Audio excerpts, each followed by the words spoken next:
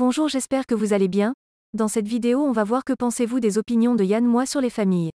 Bienvenue sur la chaîne Questions-Réponses. La chaîne où vous trouverez réponse à tout. Merci à Mariana Morand, Jérôme Cohen, Fred Durand et Blandine Poitel de nous partager leurs réponses.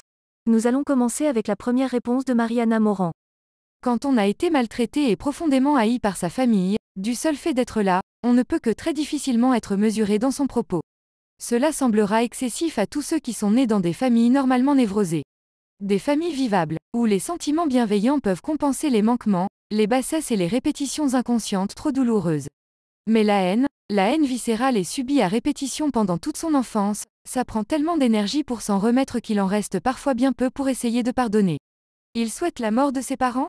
Ma foi, s'il avait été séquestré pendant des années par un tortionnaire extérieur à sa famille, et qu'il venait dire à la télé qu'il lui souhaite de crever dans d'atroces souffrances, on n'y trouverait pas grand-chose à redire.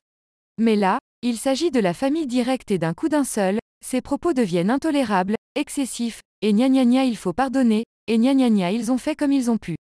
À ce compte-là, les pires salauds de l'histoire aussi, ils ont fait comme ils ont pu. De quel droit on pourrait leur en vouloir ? Yann Moix a raconté comment il était battu, humilié, menacé de mort, contraint de manger ses excréments. Et aujourd'hui encore, je trouve que la souffrance psychique se lit sur son visage. Pourquoi toutes ces polémiques ? Parce qu'il bouscule un interdit moral. Tu honoreras ton père et ta mère.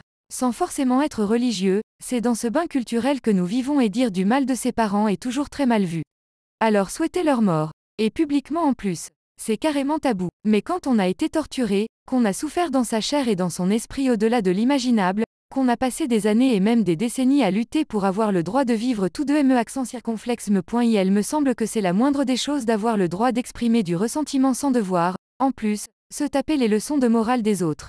La colère, c'est aussi de l'énergie pour tenir debout quand les fondations qui devraient nous porter sont pourries.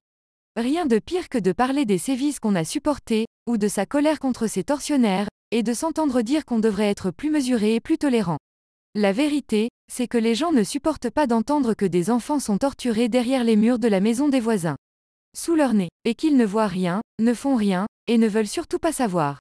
Et quand ces enfants, une fois adultes, viennent raconter le mal qu'on leur a fait, ils entendent toujours les mêmes poncifs et les mêmes niaiseries culpabilisantes.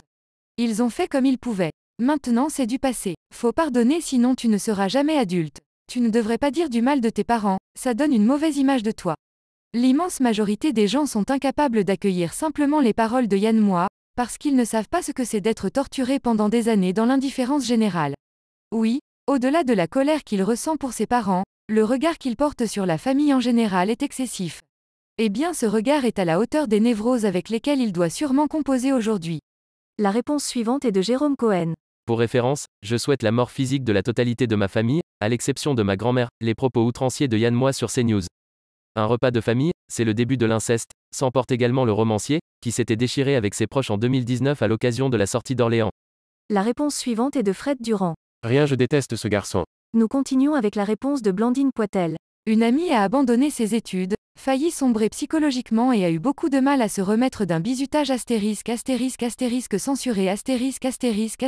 subi en fac. Ça a tellement été censuré qu'elle a complètement oublié. Mais a été sérieusement abîmée. Elle m'en a parlé de son propre chef, en me disant un truc comme « C'est un gouffre, un trou noir. Je n'ose m'en approcher, y penser, en parler. J'ai la certitude que si je le fais, si je me rappelle, je sombrerai à jamais. » Le bizutage fait partie de ces nombreuses traditions, à vomir qui sont à éradiquer sans état d'âme. C'est la fin de la vidéo. Merci d'être resté jusqu'à la fin. J'espère que la vidéo vous a plu. Si c'est le cas, vous pouvez vous abonner et activer la cloche pour rater aucune vidéo. Pensez aussi à laisser un like.